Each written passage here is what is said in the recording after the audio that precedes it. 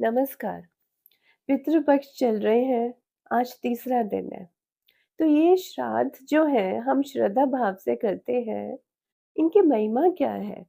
कई लोग पूछते हैं, स्पेशली यूथ पूछते हैं कि इम्पोर्टेंस क्या है? श्राद्ध क्या होता है? And we don't know the ancestors, we don't know much about them, तो why should we glorify them?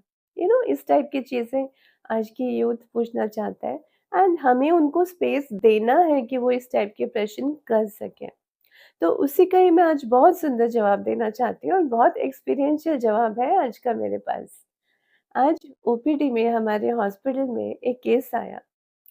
तो 25 साल का लड़का, उसके कुछ ब्रेकअप्स हुए थे। पहले हुआ, फिर उसने किसी तरह अपने को वापस पटरी में बिठाया, फिर दूसरा हुआ।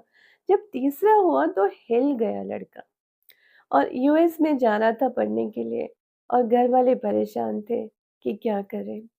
और उसके घर में कुछ हम कह लें एनर्जीज़ इस तरह की थी कि घर में कुछ सुसाइड्स हुए हुए थे, उसकी पैटर्नल साइड में।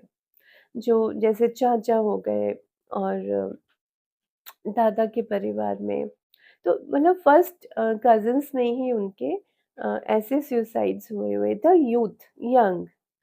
तो वो सब भी था, तो घरवाले परेशान थे कि अगर ये सुसाइडल इसमें ये टेंडेंसी है, ये इतना अपने को बेचारा असहाय, निराश महसूस कर रहा है, इसको जाने कैसे दें हम? They wanted to send him but they dared not, because कि वहाँ क्या बच्चे का होगा। तो कुछ सेशंस हमारे बच्चे के साथ हीलिंग के चल रहे थे। उसकी जब मैं सबकॉन्शियस एनर्जी हीलिंग थेरेपी कर रही थी मेरी ओपीडी में, हॉस्पिटल ओपीडी में, तो कॉर्ड कटिंग्स हैं, बहुत तरह के हमारे हीलिंग सबकॉन्शियस मोडालिटीज़ हैं जहाँ नॉक नॉक करते हैं। तो ये पैरासाइकोलॉजी का भी फिनोमिना है, स्पिरिचुअल साइकोथेरेपी का भी फिनोमिना है, मतलब बहुत साइंटिफिक है। Spiritual psychotherapy is one of the therapies और वैदिक थेरेपी, वैदिक शक्ति। हम पितृपक्ष क्यों मनाते हैं? एंसेस्टर्स आते हैं, कई लोग तो बोलते हैं आत्माओं को बुलाते हो, आत्माएँ आती हैं। हम उनको आत्मा नहीं बोलते, हम उनको हमारे देवता बोलते हैं। पितृपक्ष के लोग हैं, एंसेस्टर्स हैं, वो हमें ब्लेसिंग्स देने तो आते हैं, तो डरें क्यों? घबराएँ क्यों?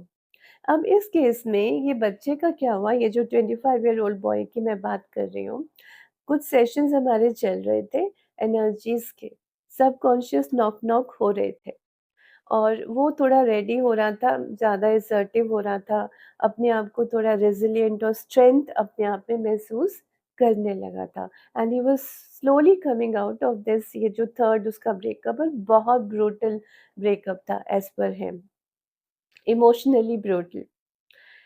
तो इमोशनल अत्याचार बोलते हैं ना, तो अभी इसको first day of Pitrupaksha which is 7th सितंबर, उस दिन चंद्र ग्रहण भी था। तो उससे उसने देखा, उसने कहा मुझे महसूस हुआ there is someone in my room. और जो उसके जो घर के नियर एंड डियर वन्स जो यंग एज में चले गए थे, उसके फर्स्ट कज़िन्स, उसके रियल चाचा, उसे वो दिखाई दिए, सुनाई दिए। एंड उन्होंने वही बातें उस तरह बोल रहे थे और मेरे से ज़्यादा स्ट्रॉन्गर बातें जो मैं as a therapist, as a doctor उसे बता रही थी, to be more assertive, how to be calm, how to handle things. तो उसको उसके जो एंसेस्टर्स आए थे ना, फर्स्ट डे था 7 सितंबर, बहुत इम्पोर्टेंट है। तो वो क्योंकि वो फर्स्ट डे ऑफ पितृपक्ष है, आज तो थर्ड है क्योंकि आज 9th है। तो ऐसे ही हमारे डेज़ जाते हैं, we count them like this. तो जब फर्स्ट डे था तो उसको उसके चाचा, उसके कज़िन्स दिखे और उन्होंने उसे बहुत स्ट्रॉन्ग सजेशंस दिए। और जब वो आज मेरे पास हॉस्पिटल ओपीडी में आया तो ही वाज़ सेइंग कि आई डिडन्ट नो डॉक्टर, उन्होंने मुझे इतना कन्विंस करा दिया और उन्होंने कहा there is no justification for your pain. तुम क्यों वापस उस पेन में जा रहे हो या वो क्लोज़र चाहते हो फ्रॉम दैट गर्ल जो इतने महीनों से तुम पेन झेल रहे थे and she was not bothered. There is just no justification.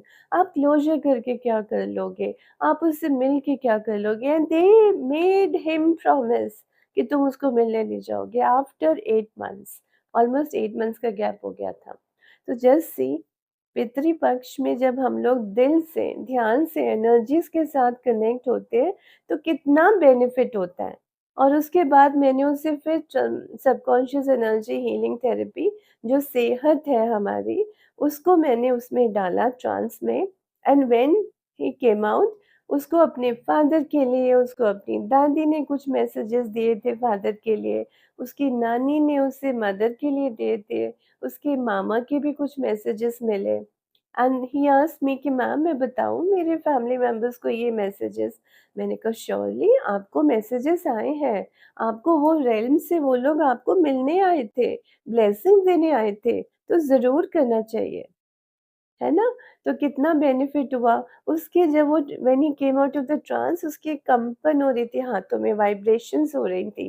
And he said ma'am I need some time and he was crying also, but he says मैं रो नहीं रहा, आप घबराना नहीं, मैं रो नहीं रहा, ये मेरे खुशी के आंसू हैं। That I could meet them, I could connect with them, I could talk to them and I got so many messages from them. तो है ना पितृपक्ष में कितना, बस श्रद्धा भाव की बात है, कितना बेनिफिट होता है। और ये जो हम बोलते हैं, कई लोग कहते हैं कि आत्माएँ को बुलाते हो, आत्माएँ आती हैं, ये हमारे पूर्वज हैं, हम उन्हें नहीं जानते, इसलिए तो शैडो हीलिंग वर्क बोलते हैं। शैडो हीलिंग कितनी इम्पोर्टेंट है।